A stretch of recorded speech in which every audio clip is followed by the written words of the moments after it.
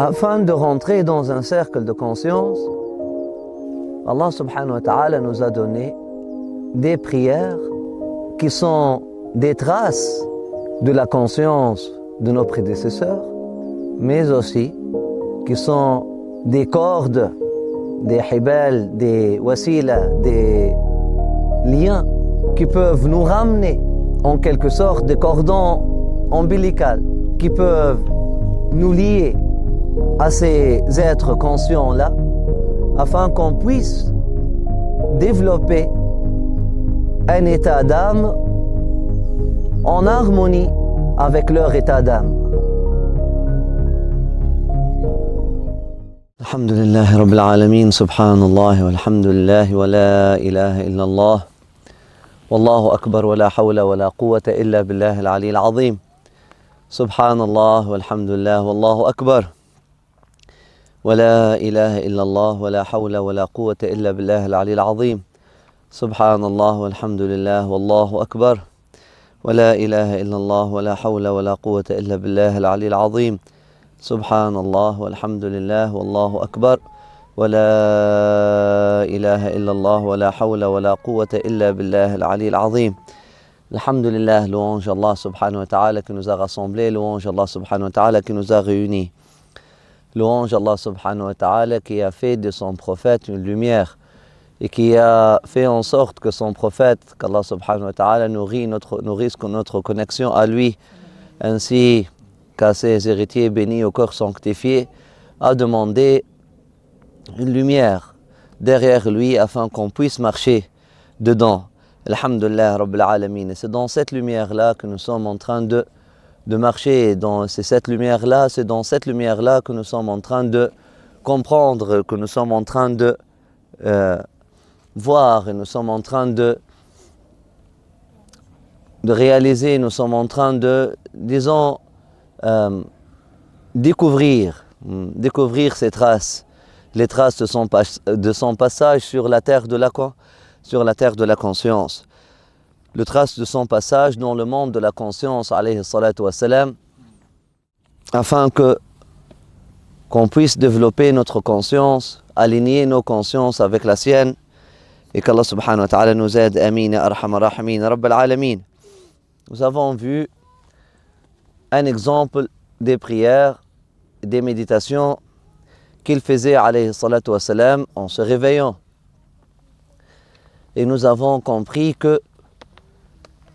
et nous avons vu aussi une prière qu'il faisait, alayhi salatu wassalam, et une méditation qu'il faisait, alayhi salatu wassalam, en sortant de chez lui pour aller à la mosquée, ou encore en se réveillant ou en regardant la nuit, alayhi salatu wassalam. Bien sûr, lorsqu'on dit en se réveillant, les gens ne se réveillent pas le jour, ils se réveillent la nuit. Donc nous avons vu les deux prières. Maintenant, on va essayer de voyager dans le monde de la conscience avec une prière de l'autre extrémité du jour, lorsque alayhi salatu wassalam se préparait pour s'endormir. Ils disent, il est dit que le prophète sallallahu alayhi wa sallam, lorsque il prenait son lit, il s'assurait de performer le rituel des ablutions, le même rituel qu'il faisait avant de rentrer dans la méditation sacrée qui est la salat. Et puis il fait face avec sa face à la qibla, et puis il dort sur son côté droit, il fait face à la qibla, et puis dans un geste avec la main ou sans le faire avec la main, il médite sur la pureté du cœur, purifie le cœur de toute mauvaise pensée. Et puis il dit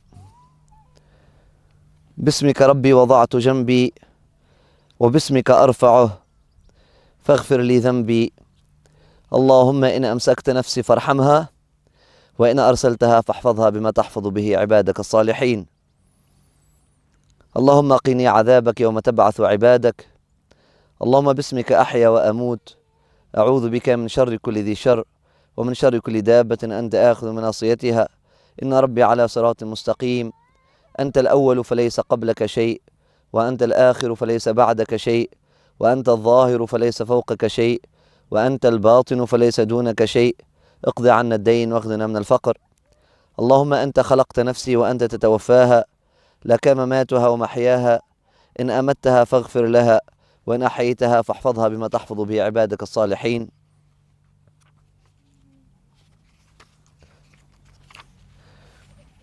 اللهم إني أسألك العفو والعافية اللهم أيقظني في أحب الساعات إليك واستعملني بأحب الأعمال إليك لتقربني إليك زلفى وتبعدني من سخطك بعدا أسألك فتعطيني وأستغفرك فتغفر لي وأدعوك فتستجيب لي سبحان الله والحمد لله والله أكبر اللهم أسلمت نفسي إليك وفوضت أمري إليك وألجأت ظهري إليك رغبة ورهبة إليك لا ملجأ ولا منجى منك إلا إليك آمنت بكتابك الذي أنزلت ونبيك الذي أرسلت اللهم قني عذابك يوم تبعث عبادك. Toujours est-il le cas que ces prières-là, ce n'est pas que le prophète sallallahu alayhi wa sallam, chaque nuit, il récitait toutes ces prières-là avant de prendre son lit. Mais ce sont des prières, ce sont des méditations, ce sont des prières qui ont été recensées, qui ont été enregistrées, qui ont été notées, qui ont été enregistrées par ses compagnons de route, par l'une de ses épouses, etc. Nous allons méditer sur la première. Bismika Rabbi wada'tu jambi wa bismika arfa'uh. So, en ton nom, mon Seigneur, éducateur de mon âme et cultivateur de ma conscience, que je pose mon côté, ou que je pose mon côté, wada'tu jambi. C'est en ton nom que je le lève. Pardonne-moi mon péché. Mon Seigneur, plus proche de moi que moi-même, si tu décides de garder mon nafs, si tu décides de garder mon âme chez toi, auprès de toi, réclame-la avec ta bonté et ta grâce et ton amour inconditionnel. Et si tu décides de libérer mon âme et l'envoyer à moi, protège-la par la grâce et la protection par laquelle tu protèges tes serviteurs, tes bons serviteurs, par laquelle tu protèges tes bons serviteurs.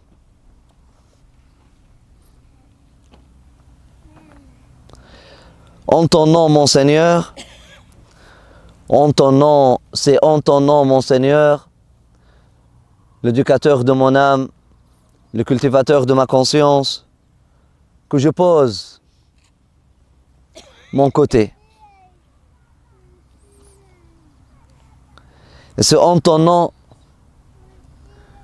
que je le lève. Pardonne mon péché. Mon Seigneur, plus proche de moi que moi-même, si tu décides de garder auprès de toi mon âme, réclame-la avec amour et douceur et compassion et miséricorde. Et si tu décides de la renvoyer, réenvoyer. C'est ça, c'est pas renvoyer, c'est réenvoyer. Et si tu décides de me la renvoyer, de me la redonner, je te demande alors de la protéger par la protection que tu protèges avec tes serviteurs bénis.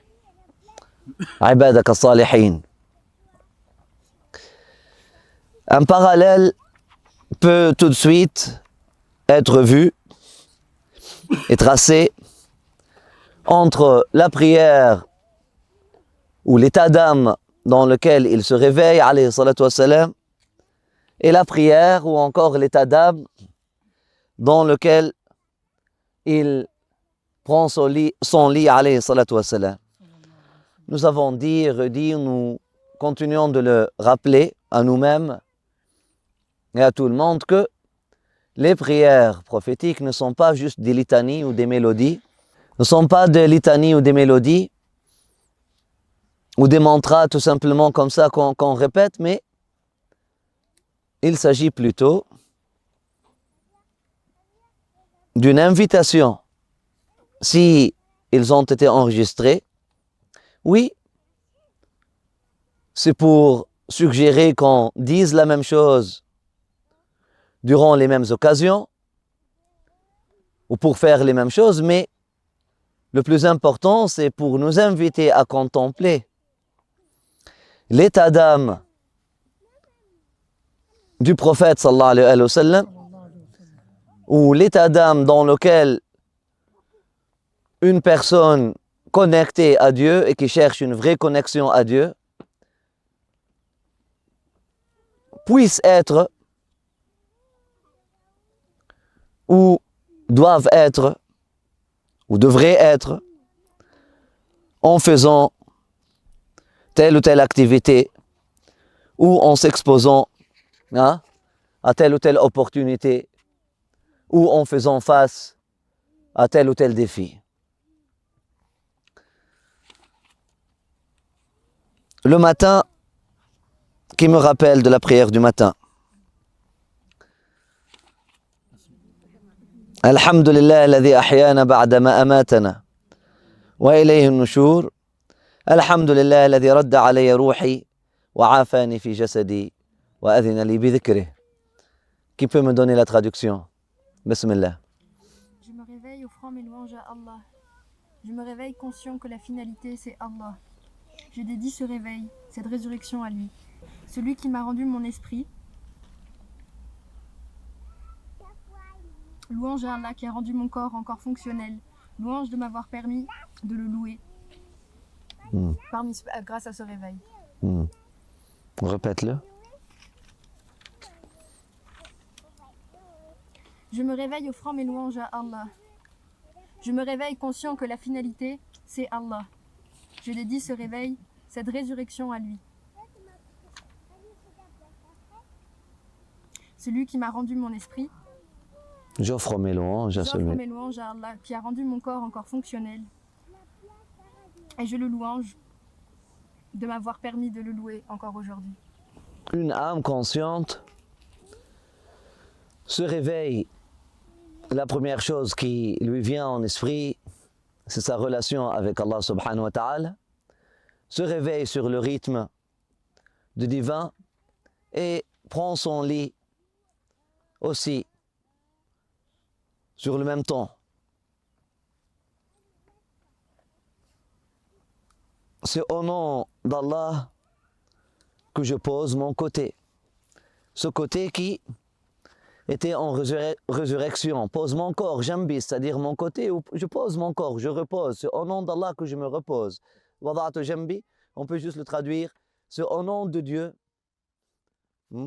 ou au nom de toi, mon Seigneur, éducateur de mon âme, nourrisseur de ma conscience, nourrisseur de mon âme, éducateur de ma conscience. Au nom de toi, mon Seigneur, je me repose. C'est au nom de toi que je me repose. Ce n'est pas au nom de la fatigue que je me repose. Ce n'est pas au nom du mérite que je me repose. C'est au nom de toi, mon Seigneur, que je me repose. Je repose ce corps qui à passer toute la journée investi dans ton service. Je repose ce corps qui t'a servi, qui était investi dans le service durant la journée. En ton nom, mon Seigneur, je le repose. Et c'est en ton nom que je le lève. Et c'est en ton nom que je vais, que je le relève. Si je suis arrivé ici, c'est par ta permission. Et si je pourrais relever mon corps demain, c'est grâce à ta permission. Pardonne-moi mon péché. Pardonne-moi mon péché parce que l'âme consciente, l'être humain conscient, il sait que le mouvement du corps, même si les intentions sont bonnes, les mouvements du corps, le corps qui n'est qu'un mauvais traducteur des bonnes intentions du cœur, les mouvements du corps seraient au moins limités. Au moins limités. Et cette limitation-là crée ce qu'on peut appeler, dans la conscience élevée, des péchés. Et si ce n'est pas une limitation, ces limitations-là peuvent être assez graves. Le gestuel du corps peut donner et peut montrer et peut montrer quelque chose qui est tout à fait contraire à l'intention du cœur parfois. Une personne pleine d'amour et qui veut vraiment partager son amour. Sauf que parfois le corps est fatigué, parfois la tête voilà, elle fait mal, etc. Donc elle n'arrive pas à sourire ou elle n'arrive pas à donner, à aider, à donner de son corps comme elle aurait voulu. Et ça peut créer une mauvaise impression, ça peut créer, etc. Et ça, dans le monde de la conscience supérieure, aussi s'appelle péché.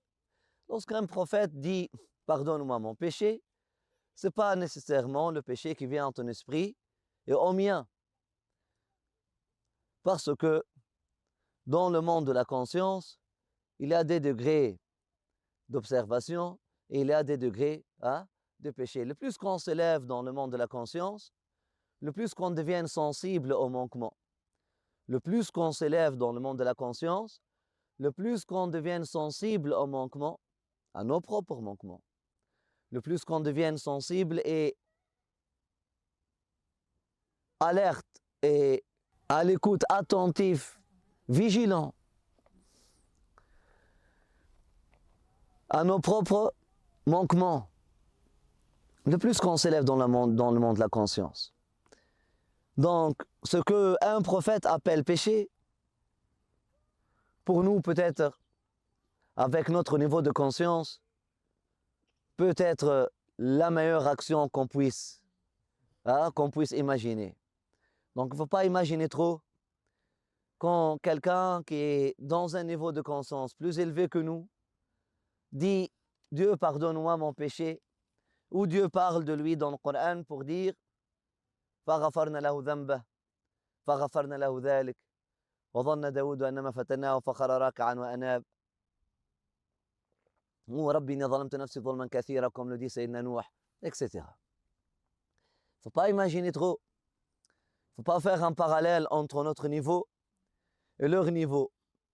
Mais on peut voir en haut et faire et comprendre. Comme Pythagore, qui a mesuré la distance entre la terre et le ciel, en prenant pour éti quoi? La terre et le soleil. Il a mesuré la distance entre la terre et le soleil, Pythagore, comment? En utilisant quoi? En utilisant les angles de la pyramide et l'ombre de la pyramide. En utilisant des choses très petites. C'est quoi la pyramide? Hein?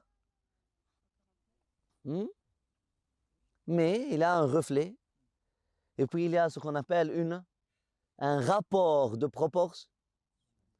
Un rapport de proportion, et là on multiplie. Et là, pour nous, c'est la même chose.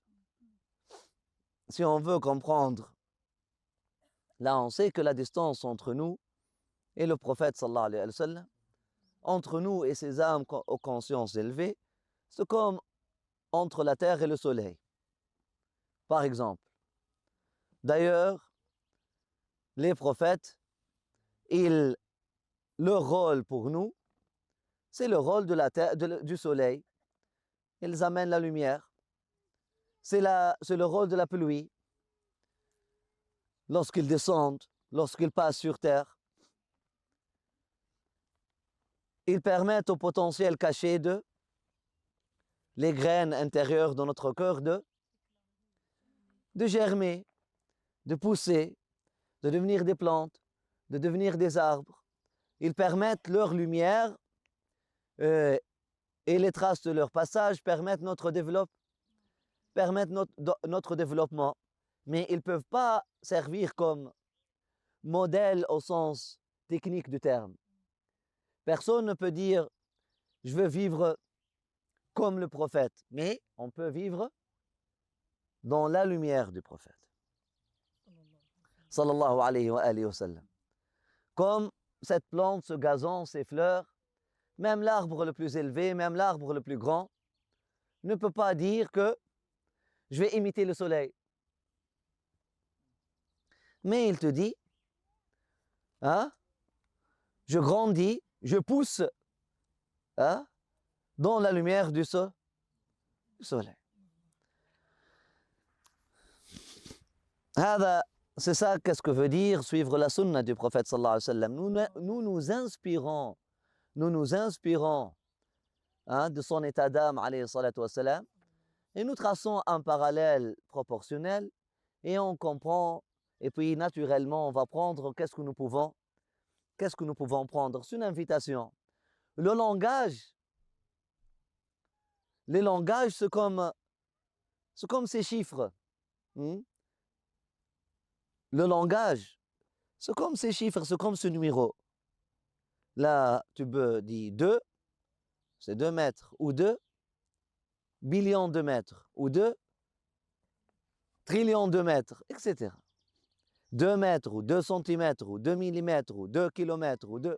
Mais c'est toujours 2. Donc la phrase que moi je dis, et la phrase que le prophète sallallahu alayhi wa sallam dit, c'est comme ce 2. Mais après ça, l'unité de mesure, ce n'est pas la même.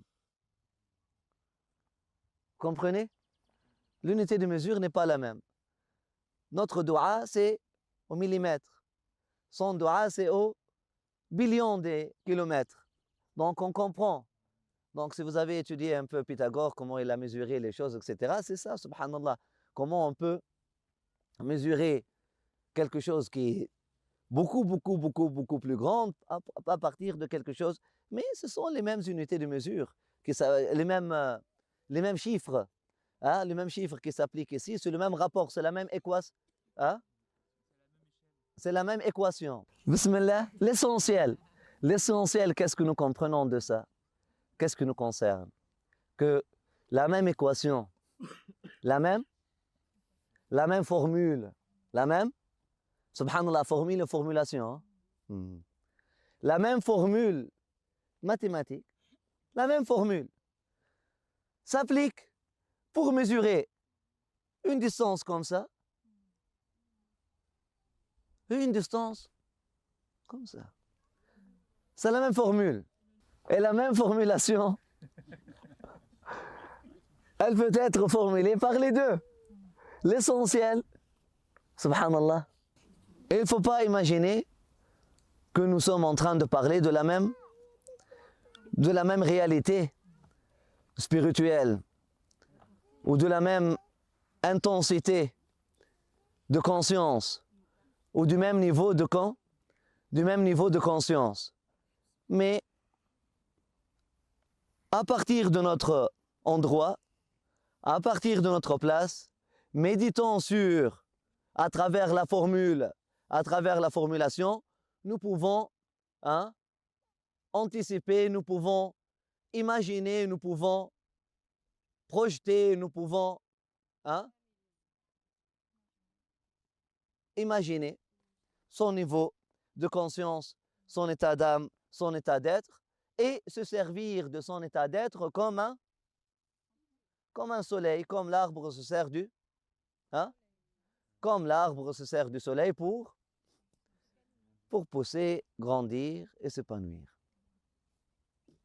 Le plus proche que l'arbre est du soleil, le plus exposé qu'il est au soleil, c'est la meilleure c'est la meilleure croissance qu'il aura. C'est en ton nom, mon Seigneur, cultivateur de ma conscience, nourrisseur dans mon âme, que je me repose, que je repose mon corps. Et c'est en ton nom que je vais l'élever ou le lever. Pardonne mon péché. Nous avons dit que péché, dans le monde des consciences suprêmes, s'agit de quoi? Peut s'agir de quoi? De limites. Peut s'agir simplement de limitations humaines normales que les êtres humains inconscients ou insistants à subir leur vie dans un monde d'inconscience utilisent pour se justifier.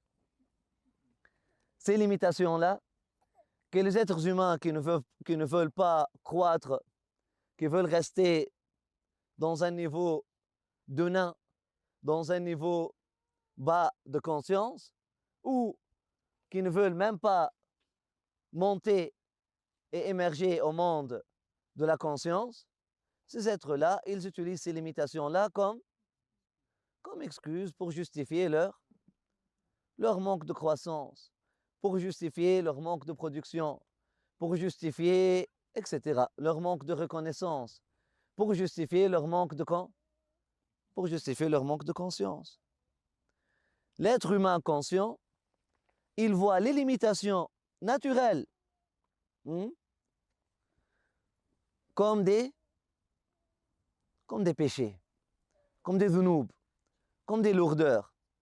Il n'est pas en train de se flageller pour autant. Il est en train de les confier à Allah subhanahu wa ta'ala. Il dit, il parle à son Seigneur de cette façon-là. Si tu préfères, mon Seigneur, de garder mon âme auprès de toi, réclame-la avec amour inconditionnel, arhamha, reconnais-la, réclame-la, embrasse-la. Et là, elle parle de quoi? Elle parle de la mort.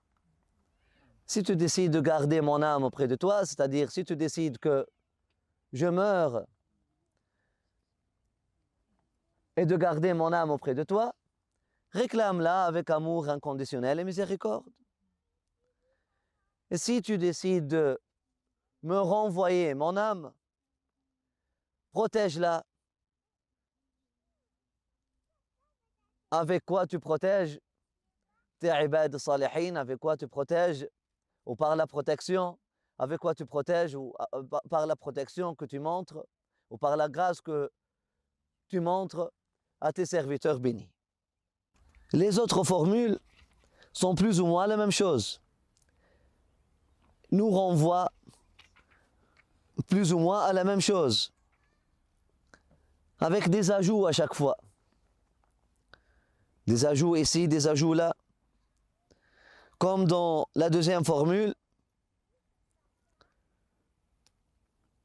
Allahumma qini adhabak yawma tab'athu ibadak. Mon Seigneur, protège-moi de la distance, protège-moi de la punition le jour de la résurrection.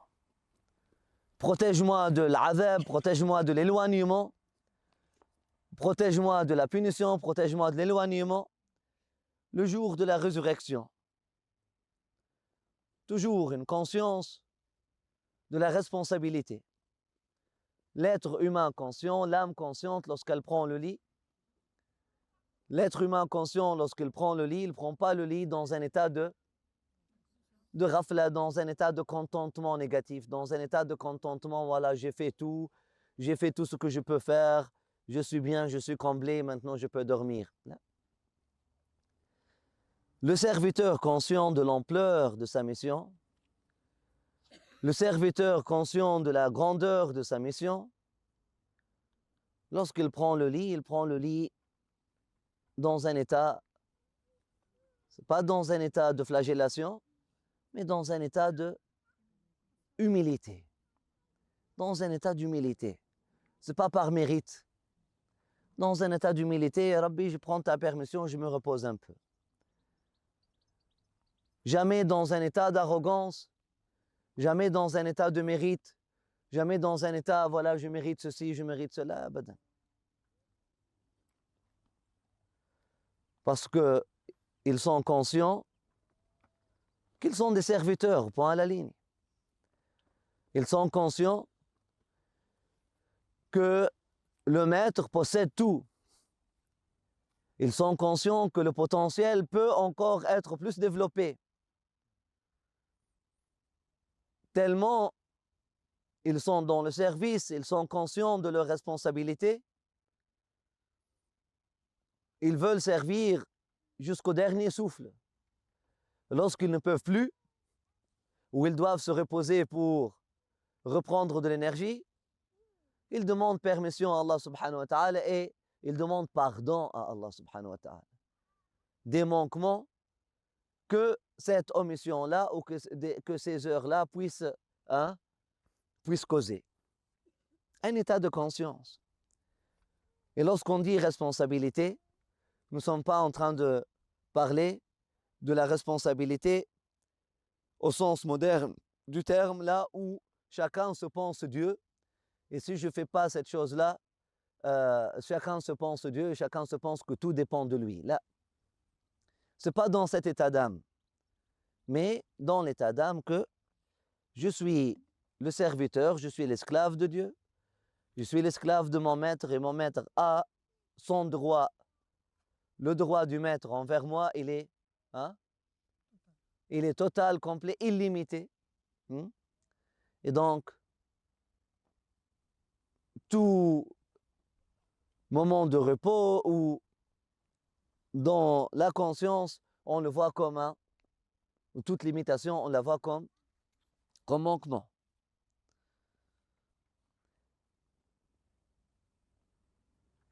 C'est en ton nom que je vis et c'est en ton nom que je meurs. Toujours le parallèle entre le sommeil et la mort, entre le réveil et la vie ou la résurrection. Je cherche refuge auprès de toi, du mal, de tout mal, et du mal ou du mal fait, de tout animal. Subhanallah. Du mal, du tout mal, du mal fait de tout animal, littéralement. De tout animal, c'est-à-dire quelque chose qui bouge, dab, qui est en réalité sous ton contrôle. Inna rabbi ala siratin mustaqim. Là, tu peux imaginer le prophète sallallahu alayhi wa sallam dire ce dua-là dans le désert, là où il y a des scorpions, là où il y a des serpents, etc. Inna rabbi ala siratin mustaqim. Mon Seigneur, il voit tout. Mon Seigneur, il voit tout directement, de façon directe. Mon Seigneur, même si moi je perds mon chemin, mon Seigneur, lui, il est sur le droit chemin. أنت الأول فليس قبلك شيء. Tu es الأول فليس قبلك شيء. Tu es le premier, il n'y a rien qui t'a précédé. وأنت الآخر فليس بعدك شيء. Et tu es le dernier, il n'y a rien qui va te suivre. وأنت الظاهر فليس فوقك شيء. Et tu es le manifeste, il n'y a rien qui peut te cacher ou dominer. وأنت الباطن فليس دونك شيء. Et tu es le subtil, et tu es l'intérieur, et tu es, on peut dire l'immédiat ou on peut dire le al-batin, la chose qui, l'intérieur. Et tu es l'intérieur, pas caché. Et tu es batin, on n'a pas dit makhfi, il a dit batin. Et tu es le batin, et tu es l'intérieur. Il n'y a rien qui est plus proche que toi. اقضي عنا الدين واغننا من الفقر.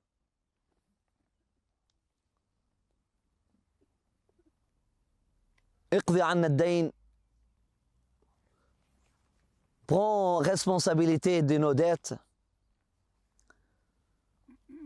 et enrichis-nous. Qu'est-ce que nous comprenons de cette méditation? Là, le prophète sallallahu alayhi wa sallam, il parle à Allah subhanahu wa ta'ala avec ses asma al-husna, avec ces 5 noms-là. Ces 5 noms-là qui étaient mentionnés dans Sourate al-Hadid. Qui peut réciter les premiers versets de Sourate al-Hadid? Est-ce que c'est des Abdillah? Masha'Allah. Tu les mémorises? Les premiers versets de Sourate al-Hadid, allez-y. Bismillah.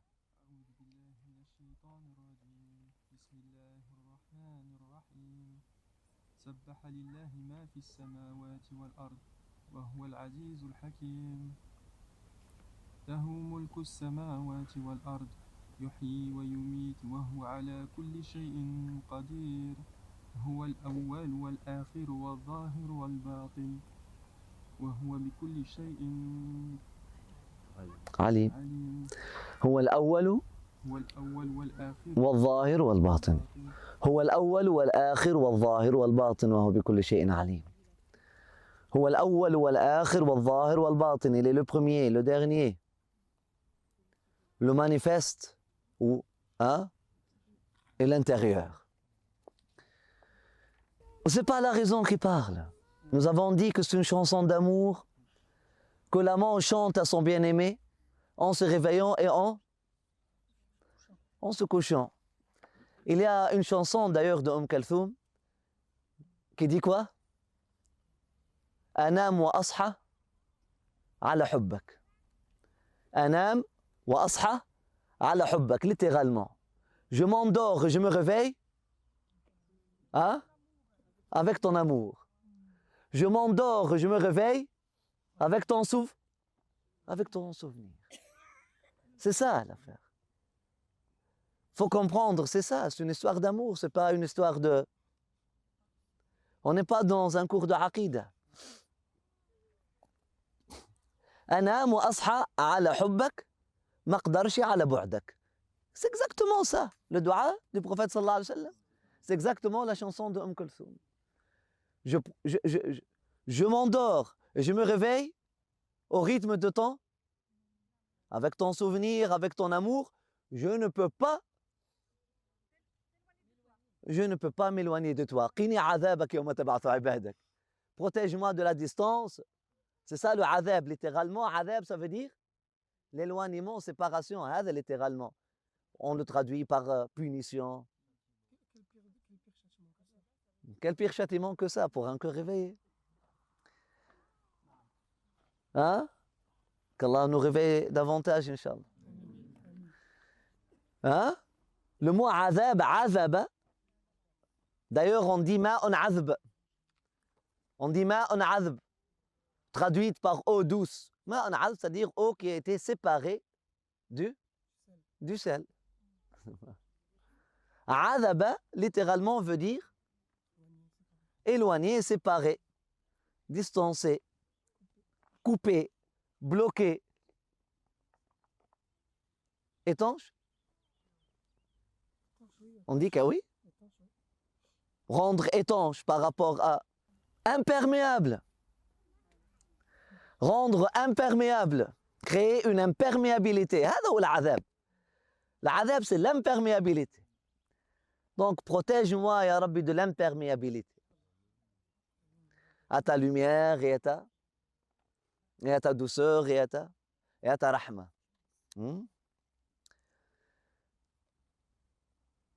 La ilaha illallah. Donc, subhanallah, cette âme consciente prend le lit. Allahumma anta al-awwal falaysa qablaka shay. Tu es le premier, il n'y a rien qui te précède. Tu es le premier où? Dans mon cœur. Et tu es le dernier, il n'y a rien qui reste derrière vous. Dans quoi? Dans mes soucis. Hein?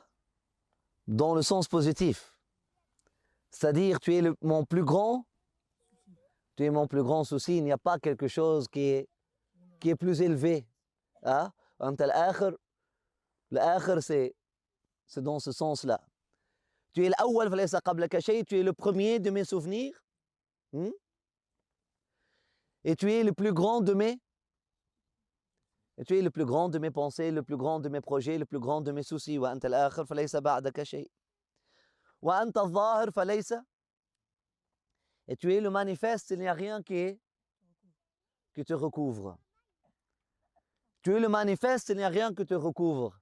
C'est assez, subhanallah, quelqu'un qui dit ça en fermant ses yeux. Une âme consciente que nous avons dit qui voyait la journée comme une résurrection, donc qui voyait le haqq dans le khalq. Donc qui voyait Ism Allah al-Zahir partout, qui voyait Allah subhanahu wa ta'ala manifeste partout. Là, en fermant ses yeux, elle dit Anta al-Zahir falaysa fawqaka shay, il n'y a rien qui va te couvrir. Mes paupières ne vont pas te couvrir. Tu resteras zahir, tu resteras manifeste. Wa anta al-batin falaysa dunaka shay. Et tu es l'intérieur, tu es le plus proche du cœur. Il n'y a rien qui est, il y a rien qui est plus proche que toi. Wa anta al-batin falaysa dunaka shay. Ce sont des paroles d'amour. اقضي عنا الدين واغننا من الفقر. Et nous sommes sur des niveaux différents d'existence, effectivement, ou disons dimensions d'existence, et différents niveaux de conscience, effectivement. Les dettes desquelles le prophète sallallahu alayhi wa sallam parle, si on fait un parallèle avec ce que nous avons dit tout à l'heure, seront quoi? Les manquements, les omissions. L'âme consciente voit ça comme des dettes, des péchés ou encore des dettes.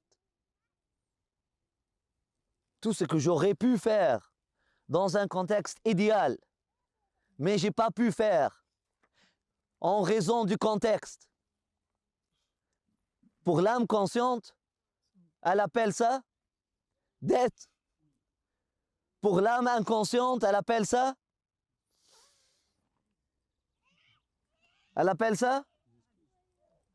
plus encore. Et ouais? Non. Plus, un soulagement. Pour l'âme inconsciente, elle appelle ça un soulagement. Ok, voilà. Le contexte n'a pas permis. De toute façon, alhamdoulilah.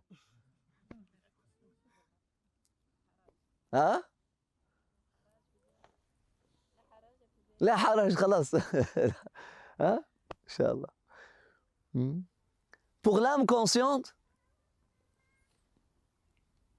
elle voit ses manquements en raison du contexte qui est très justifié. Elle n'aurait pas pu faire plus à cause du contexte, mais elle est consciente que dans son potentiel, il y avait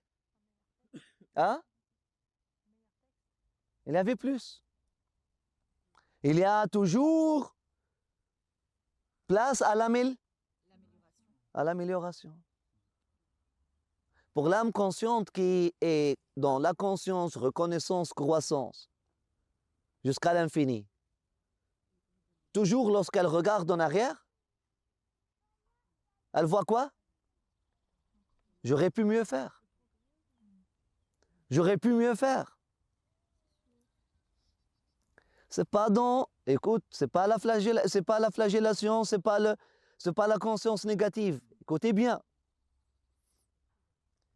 C'est pas par rapport à moi.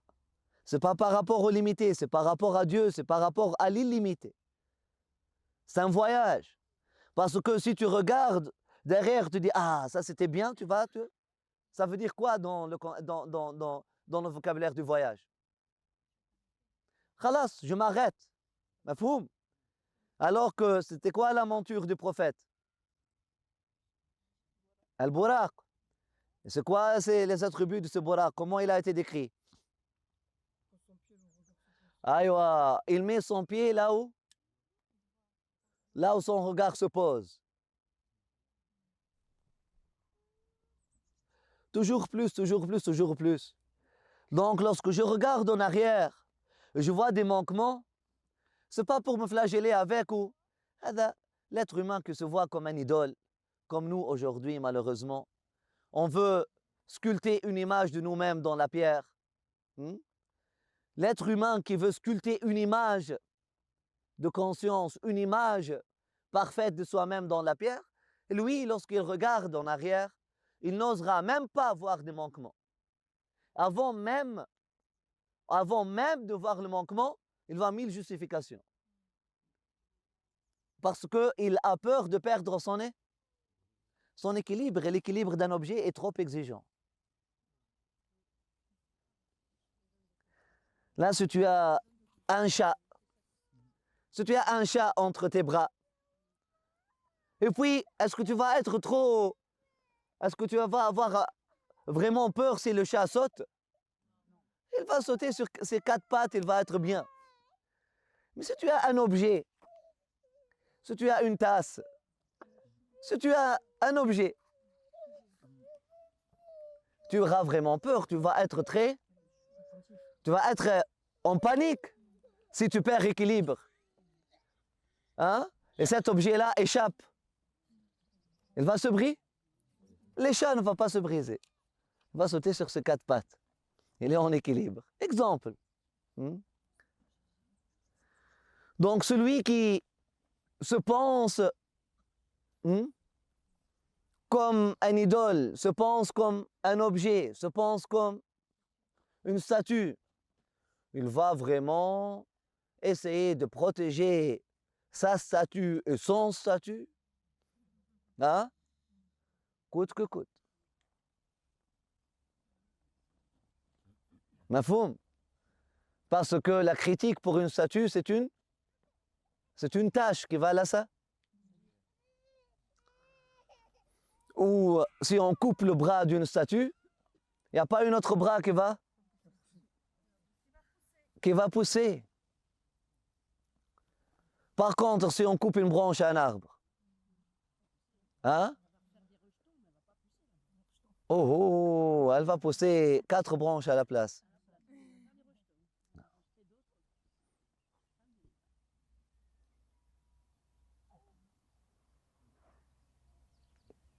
Elle va grandir encore plus. Elle va découvrir d'autres horizons, etc. Toujours l'arbre féminin. On dit un arbre fait ça, on dit elle. Dans l'inconscient, l'arbre est féminin pour moi. Alhamdulillah.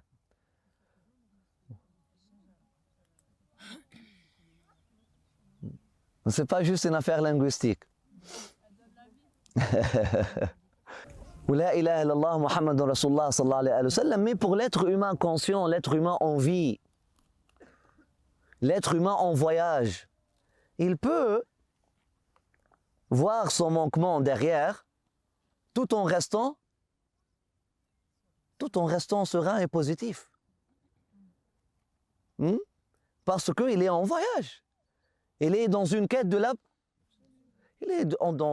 l'absolu, il est dans un voyage vers l'infini. et puis il est conscient qu'il puise son potentiel de qui? De l'illimité. Il est en quête de l'absolu, son voyage est vers l'infini, et son potentiel est illimité parce qu'il est tiré de l'illimité, qui est sans fin.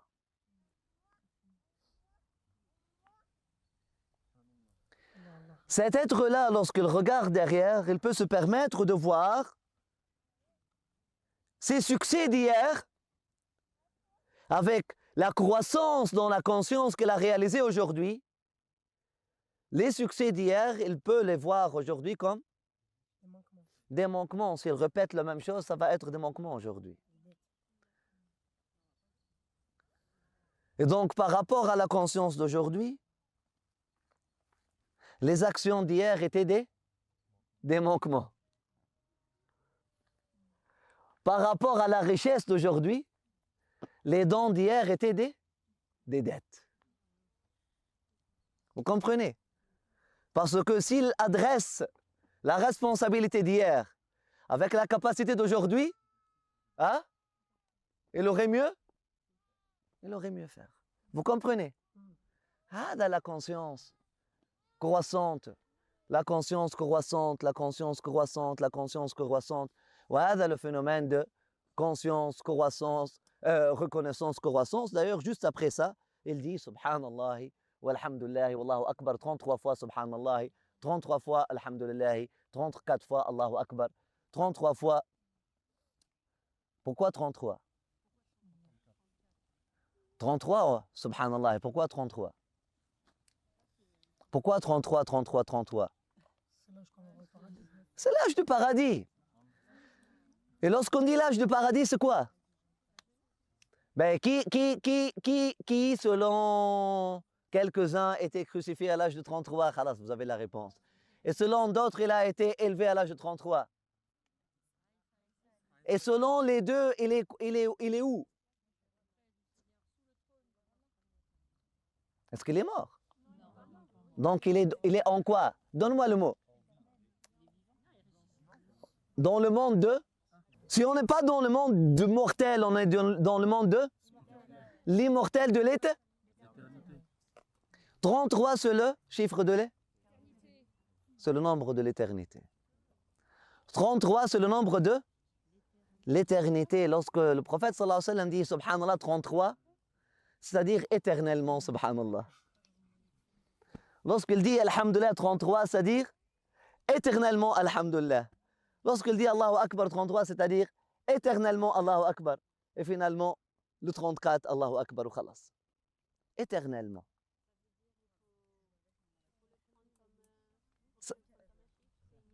C'est une image, c'est un symbole. Non, tu peux compter. Oui,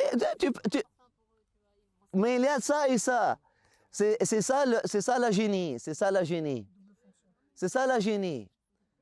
C'est la même formule, hein, que tu peux mesurer avec cette distance-là. La même formule. Tu peux mesurer avec la distance entre ce abd dhaif et cette caméra-là. La même formule, tu peux mesurer avec la distance entre la Terre et le... C'est la même formule. Bon, nous avons 33 plus 1. 34, c'est pour dire Allahu Akbar, khalas, ça fait... Allah est au-delà de tout ça, au-delà même de cette éternité-là. Il est au-dessus de cette éternité-là. Allahu Akbar, khalas. Écoutez, ces nombres-là, ces chiffres-là, c'est toute une génie. Si vous visitez le dôme de Jérusalem, ils ont joué avec ça de façon à, subhanallah, il y a quelque chose. Ils viennent à la pierre de l'ascension, de laquelle le prophète sallallahu alayhi wa sallam a fait son voyage du monde fini vers le monde infini, du monde limité vers le monde illimité. Ils ont créé un monument vraiment assez symbolique. 4 portes, symbole de 4 saisons. 52 fenêtres, le nombre des semaines. 12 piliers, le nombre de mois. 360 décimes et demi, la hauteur, 36 mètres et demi. 360 décimes, parce que les Arabes, ils mesuraient par l'unité de 10 cm. Hein? Non, non, 360. 5 jours. 365 jours. C'est solaire. C'est solaire. C'est par rapport au soleil. 52 semaines, c'est solaire. Et subhanallah, tout c'est par rapport à Ajib, c'est quelque chose. Et plus, je me rappelle pas de toutes les mesures. Ils ont fait quelque chose, subhanallah. Et puis c'est dans la forme d'un. Non, c'est pas un cercle. C'est un octagone. Et subhanallah. Mais qu'est-ce que j'ai compris? Voilà, le symbole du temps. Le symbole le symbole du temps. Parce que même ceux qui mesurent par les années lunaires, quand ça vient au temps, et l'espace, on les mesure par le soleil. Le temps et l'espace, on le mesure par le soleil, on ne le mesure pas par la lune. On compte les mois par la lune, mais le passage du temps, l'heure, on le mesure par le coucher de soleil, le lever de soleil, etc. Et voilà, kulli hal. Donc, subhanallah est 33 fois, conscience, alhamdulillah est 33 fois, reconnaissance, Allahu Akbar 33 fois, croissance vers l'infini, et finalement Allahu Akbar qui est encore plus haut que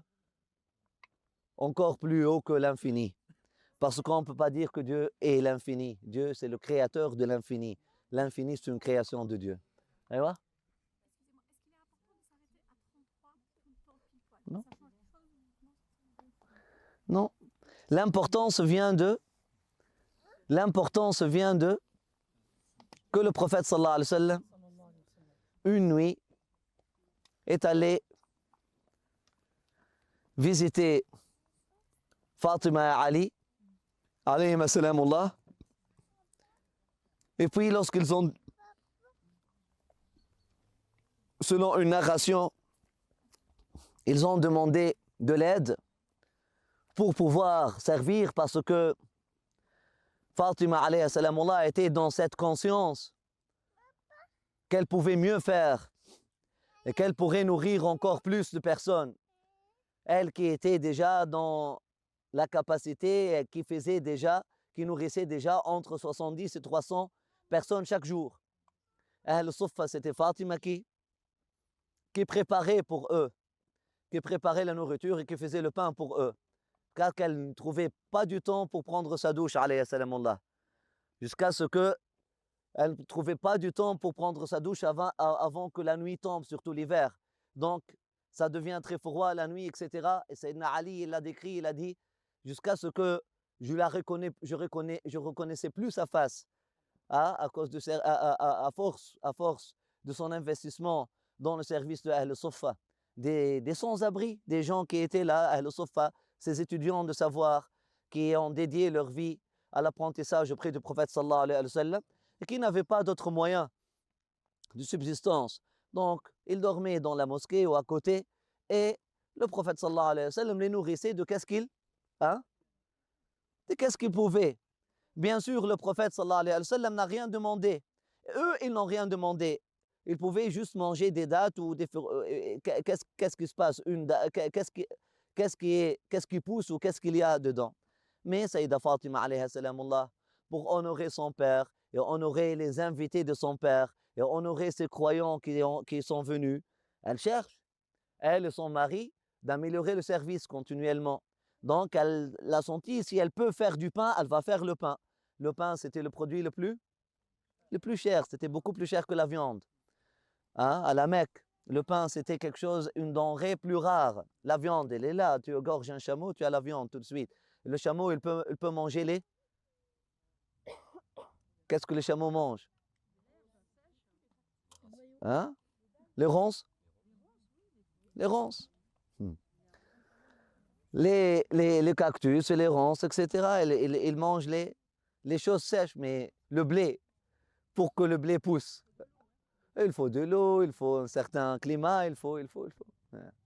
Donc c'est ça, la viande était moins chère que le pain à cette époque-là. Mais Fatima insistait de faire du pain, si elle pouvait, si elle était capable de le faire de temps à autre. Donc voilà, elle servait, elle cuisinait, elle préparait la nourriture pour entre 70 le minimum, et puis un jour, ils étaient plus que 360. Voilà les nombres que nous avons de Ahl Suffa. Un jour, pour mieux faire, pour faire plus, elle a demandé de l'aide. Ce n'était pas parce qu'elle était fatiguée. Pour faire plus, toujours cette conscience de pouvoir faire plus, elle dit, si j'ai une servitrice avec moi, je pourrais mieux faire encore.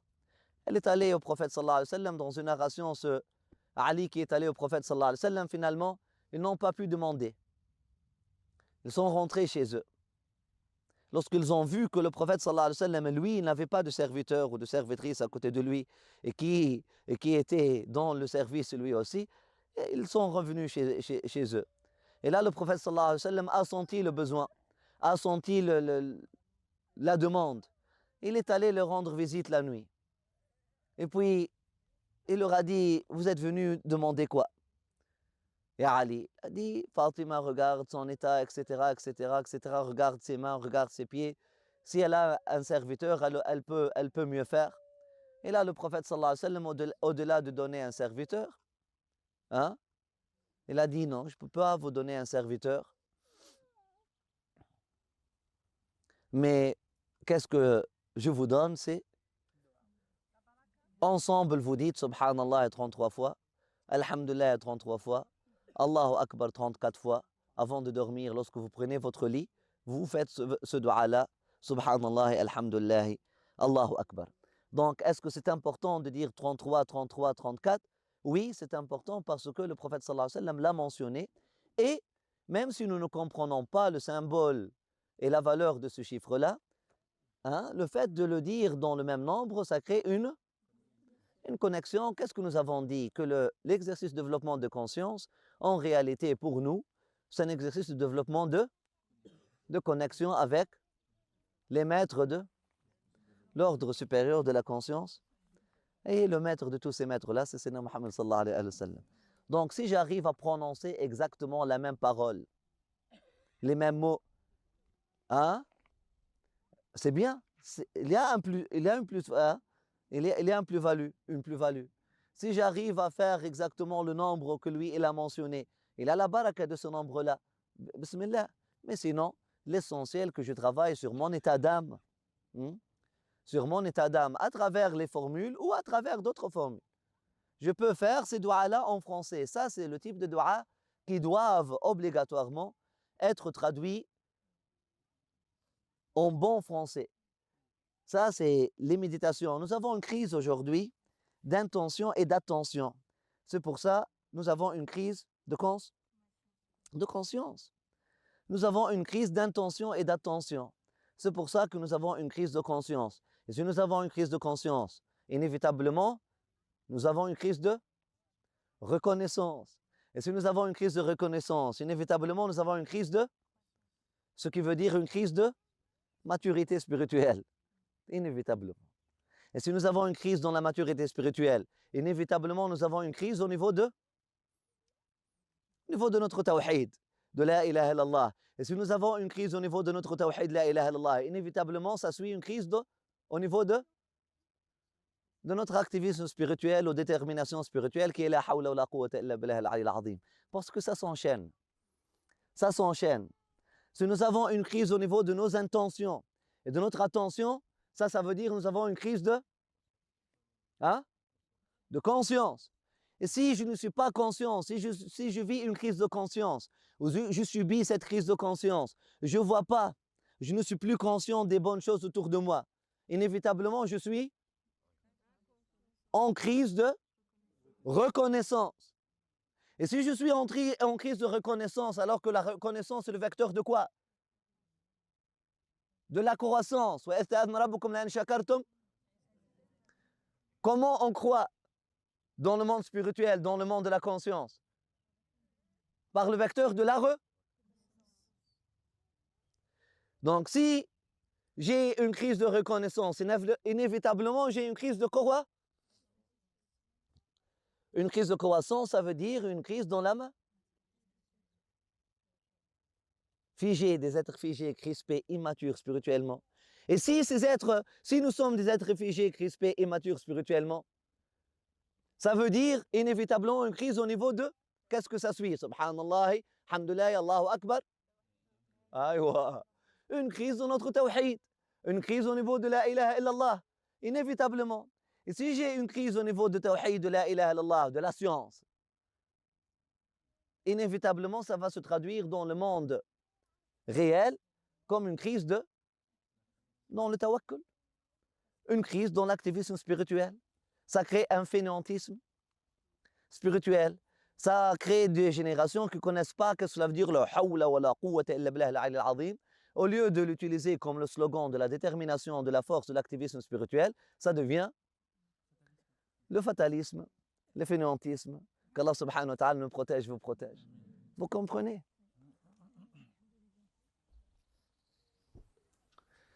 Qu'Allah subhanahu wa ta'ala, Inch'Allah, vous donne le tawfiq. Amin ya arham ar-rahimin, Rabb al-alamin.